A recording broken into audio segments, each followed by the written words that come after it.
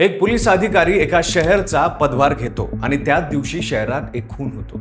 योगायोग म्हणावा की त्या पोलीस अधिकाऱ्यांनी पहिला इशारा समजावा. नागपूरच्या नव्या पोलीस आयुक्तांनी कारभार स्वीकारला आणि काही तासातच शहरातल्या सर्वात गर्दीच्या ठिकाणी एका तरुणाचा जीव गेला. कारण अगदी क्षुल्लक होतं, जागेवरून झालेलं भांडण. पण या भांडणानं शहरातला एका जुन्या आणि रक्तरंजित गँग वॉरला जागे केलं.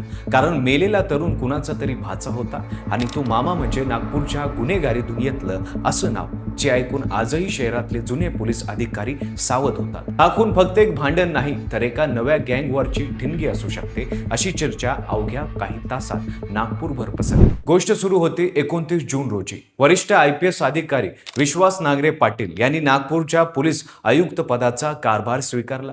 निवृत्तमान पोलीस आयुक्तांकडून सूत्र हातात घेताना संपूर्ण शहरात त्यांच्या स्वागतासाठी मोठा उत्सव होता.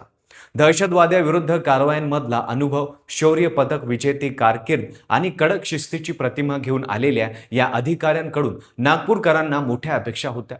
पदभार स्वीकारल्यानंतर त्यांनी स्पष्टपणे सांगितलं की आधी शहराचा, इथल्या गुन्हेगारीचा आणि पोलीस यंत्रणेचा बारकाईने अभ्यास केला जाईल. त्यानंतरच ठोस रणनीती आखली जाईल आणि अंमलात आणली जाईल.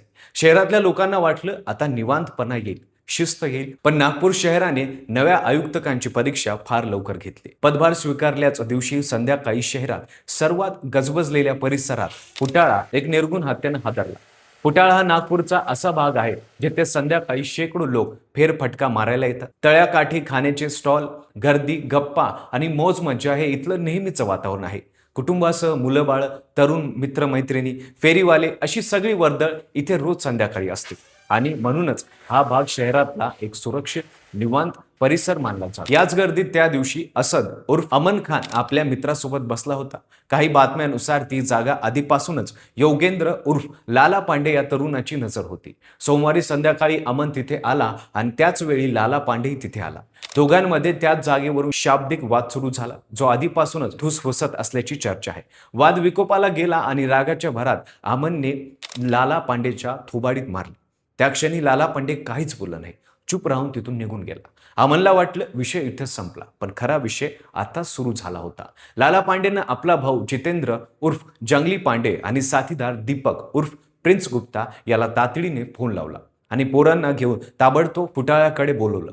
काही मिनिटातच लाला पांडेची टोळी गर्दीतून वाट काढत तिथे पोहोचली. एवढी पोरं एकत्र येताना पाहून अमनचा एक मित्र भांडण मिटवण्यासाठी मध्ये पडला, पण टोळीने त्याच्यावर चाकू आणि तलवारीने वार केले. हे पाहून अमन मध्ये आला तर हल्लेखोरांनी त्याच्यावरही वार सुरू केले. जीव वाचवण्यासाठी अमन पळत सुटला आणि हातात हत्यार घेतलेली पोरं गर्दीतून त्याच्या मागे धावत राहिली. आजूबाजूला शेकडो लोक असतानाही संध्याकाळच्या गर्दीच्या वेळी हा पाठलाग सुरू होता. कुणीही मध्ये पडायचं धाडस करत नव्हतं. जसा अमन टप्प्यात आला, जंगली पांड्याने त्याच्यावर वार केला आणि अमन जागीच कोसळला. टोळीने त्याचा घेराव घालून आणखीन वार केले आणि नंतर सगळे तिथून पळून गेले. काही सेकंदात हे सगळं संपलं आणि जिथे थोड्या वेळापूर्वी लोक निवांत फिरत होते, तिथे आता किंकाळ्या आणि गोंधळ पसरला. रक्ताच्या थारोळ्यात पडलेला अमन आणि त्याच्या जखमी मित्र मयूर जाधवला स्थानिकांनी जवळच्या खासगी रुग्णालयात नेलं. मयूरवर उपचार सुरू झाले, पण अमनला डॉक्टरांनी उपचारापूर्वीच मृत्यू घोषित केलं.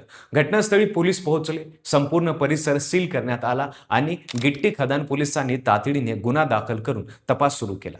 तपासादरम्यान पोलिसांच्या लक्षात आलं की अमनवर वार करणारे चौघे अल्पवयीन नाहीत. चौघांना अटक करण्यात आली, पण मुख्य सूत्रधार लाला पांडे आणि जंगली पांडे फरार झाले. काही प्रत्यक्षदर्शींनी असंही सांगितलं की घटनेच्या वेळी त्या भागात पोलीस गस्त नव्हती, ज्यामुळे भर रस्त्यातल्या या हत्येनंतर सुरक्षेवर गंभीर प्रश्न उभे राहिले. नवनियुक्त पोलीस आयुक्त विश्वास नांगरे पाटील यांनी स्वतः घटनास्थळाला भेट दिली आणि तपास अधिकाऱ्यांना 24 तासाच्या आत सर्व आरोपींना अटक करण्याचे कडक आदेश दिले. पण खरी खळबळ उडाली ती एका नात्यामुळे. मृत्यू अमन शेखचा मामा म्हणजे गुलनवाज खान उर्फ शेखू खान. नागपूरच्या गुन्हेगारी इतिहासातला एक दहशतीचं नाव आहे. शहरात इप्पा गँग, हाजी गँग, राजा गौस गँग, अब्बू गँग असे अनेक गट वर्षानुवर्ष सक्रिय राहिले, पण दहशत आणि होलच्या बाबतीत शेखू गँगनं या सगळ्यांना मागे टाकलं. 2007 ते 8च्या सुमारास अंबाझरी, गिट्टी खदान आणि खापरखेडा भागात चोऱ्या, मारामाऱ्या यांसारख्या लहान सहान गुन्हे करणारा गुलनबाज हळूहळू पोरं जमवत गेला आणि स्वतःची गँग उभी केली. दरोडे, अपहरण, खंडणी, जमीन बळकावणं, शस्त्रांची तस्करी, पैसे घेऊन प्रवेश मिळवून देणं, अवैध दारूचा धंदा आणि सुपारी घेऊन खून अशा अनेक मार्गांनी त्याने पैसा आणि दहशत दोन्ही कमवलं. शहरातले जुने प्लेयर्स आधीच स्थिरावलेले असताना शेकूने त्यांना बाजूला सारत थेट खोडावरच घाव घातला. 2013च्या सुमारास एका कुख्यात व्यावसायिकाने शेकूला भाजप युवा मोर्चाच्या शहर उपाध्यक्षाची सुपारी दिली. फेब्रुवारी 2013 मध्ये शंकरनगर चौकात 3 गोळ्या झाडून शेकूने तो खून केला आणि त्याची दहशत अजून वाढली. यानंतर तो कायमचा फरार आणि वॉन्टेड गुन्हेगार बनला. पण गँगचा कारभार त्याचा भाऊ शहरच सांभाळत राहिला. वाढत्या गुन्हेगारीमुळे पोलिसांनी शेखूवर मोक्का लावून त्याला जेलमध्ये टाकलं आणि नंतर शहरोजवरी मोक्का अंतर्गत कारवाई झाली. काही काळाने तुरुंगातून सुटल्यावर शहरोजने प्रॉपर्टी डिलिंगच्या नावाखाली शहराची पकड आणखीन घट्ट केली आणि साहजिकच बाकी गँगचा प्रभाव त्यामुळे कमी झाला. मग आली जुलै 2022ची रात्र. शहरोज आपल्या गाडीत पेट्रोल टाकायला जात असताना त्याच्या गाडीचा एका रिक्षाला हलकासा धक्का लागला. पण रिक्षातून उतरलेल्या 8 जणांनी लोखंडी रॉड आणि पेपर ब्लॉकने हल्ला करून शहरोजचा भर रस्त्यावर खून केला. या हल्ल्याचा सूत्रधार होता हिरणवार गँगचा लीडर पवन हिरणवारचा भाऊ. आपल्या सख्या भावाचा असा भर रस्त्यावर खून झाल्याचा कळता जेलमध्ये असलेल्या शेखूने तिथूनच बदल्याची योजना आखायला सुरुवात केली. जुलै 2024 मध्ये तो जेलमधून बाहेर आला. तो थेट बदल्याच्या इराद्यानेच. पण त्याने घाई केली नाही. अगदी शांतपणे रेकी केली. हिरणवार गँगशी आधीच वैर असलेल्या एका गुंड्याला सोबत घेतलं आणि 5 महिने योग्य संधीची वाट पाहिली. जानेवारी 2025 मध्ये सापळा यशस्वी ठरला.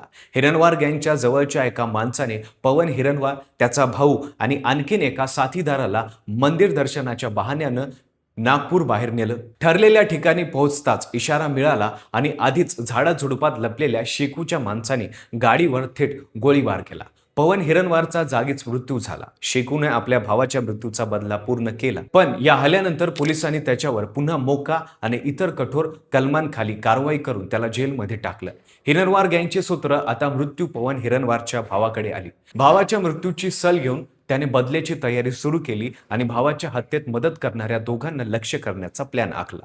एप्रिल महिन्यात एका मिरवणुकीदरम्यान त्यांना संपवण्याचा बेत होता. पण ऐनवेळी बातमी फुटली आणि दोघे तिथे आलेच नाही. पहिला प्रयत्न फसला तरी त्याने माघार घेतला नाही. ऑगस्ट महिन्यात त्याने आपल्या साथीदारांसह पवन हिरणवारच्या हत्येत सामील असलेल्या एका आरोपीच्या भावाला एकट्यात गाठून गोळ्या झाडून खून केला. मृत्यू व्यक्तीच्या गँगवरशी थेट काहीही संबंध नव्हता. पण भावाच्या बदल्यात भाऊ एवढाच हिशोब डोक्यात ठेवून हा खून झाला. पोलिसांनी नंतर संबंधित 8 आरोपींना वेगवेगळ्या ठिकाणाहून अटक केली. या घडामोडीनंतर शेकू गँग विरुद्ध हिरणवार गँग हे जुनं वैर तात्पुरतं शांत झाल्याचं चित्र दिसू लागलं. कारण जेलमध्ये असलेल्या शेकूने कोणतीही पुढची प्रतिक्रिया दिली नाही. पण या शांततेचा फायदा शहरातल्या नव्या लहान वयाच्या गुंड्यांनी घेतला. 20-25 वर्षांची पोरं आता स्वतःला भाई म्हणून घेऊ लागली आहेत आणि याच नव्या पिढीतून पुढे आले लाला पांडे आणि जंगली पांडे यांचं नाव. फुटाळ्यातल्या गर्दीत केलेल्या या खुनाने शहरात पुन्हा एकदा गँगवरची चर्चा सुरू झाली आहे. फरक एवढाच की यावेळी संघर्ष जुन्या शेखू विरुद्ध हिरणवार या समीकरणाचा नाही, तर शेखू गँग विरुद्ध लाला पांडे गँग असा नवा चेहरा घेऊन उभा राहत आहे. गिट्टी खदान पोलीस ठाण्याची टीम फरार आरोपीच्या शोधात आहे आणि नव्या पोलीस आयुक्तांनी दिलेल्या 24 तासाच्या मुदतीकडे संपूर्ण शहराचं लक्ष लागलेलं आहे. एका बाजूला अमन खानच्या कुटुंबाला न्याय हवाय, तर दुसरीकडे शहरातल्या सामान्य नागरिकांना प्रश्न पडलाय की उद्या आपल्या रोजच्या फिरण्याच्या जागी असंच काही घडलं तर. फुटाळ्यासारख्या गर्दीच्या ठिकाणी दिवस ढवळ्या तलवारी आणि चाकू घेऊन फिरणारी पोरं दिसणं हेच मुळात शहरातल्या कायदा सुव्यवस्थेवर मोठं प्रश्नचिन्ह उभं करतं. काही राजकीय वर्तुळातही नव्या पोलीस आयुक्तांच्या कार्यशैलीवर चर्चा सुरू झाली आहे आणि आता सगळ्यांचं लक्ष एकाच गोष्टीकडे आहे: नांगरे पाटील या आव्हानाला कसं समोर जातात. नागपूरने आजवर अनेक गँगवर पाहिले आहे. अनेक भाई उद्याला आले, दहशत निर्माण केली आणि एक दिवस संपलीही. पण प्रत्येक वेळी एक नवीन पिढी जुन्या दहशतीच्या राखीतून पुन्हा उभी राहताना दिसते. आता खरा प्रश्न हा आहे की नव्या पोलीस आयुक्तांच्या कडक इशारानंतरही जर शहरातल्या गर्दीच्या रस्त्यावर भर दिवसा खून होत असतील तर शहराची खरी सत्ता नेमकी कुणाच्या हातात आहे? पोलीस स्टेशनमध्ये बसणाऱ्या अधिकाऱ्यांच्या की अजून रस्त्यावर राज्य करणाऱ्या या टोळ्यांच्या हातात? हे येणारं काळच ठरवेल. तुम्हाला काय वाटतं? आयुक्त नांगरे पाटील हा गँगवर संपून शहरात शांतता आणतील का? तुमचे मत कमेंटमध्ये नक्की सांगा. व्हिडिओ आवडला असेल तर लाईक करा. चॅनलवर नवीन असाल तर चॅनलला सबस्क्राईब करायला विसरू नका आणि पाहत राहा फक्त कसं काय.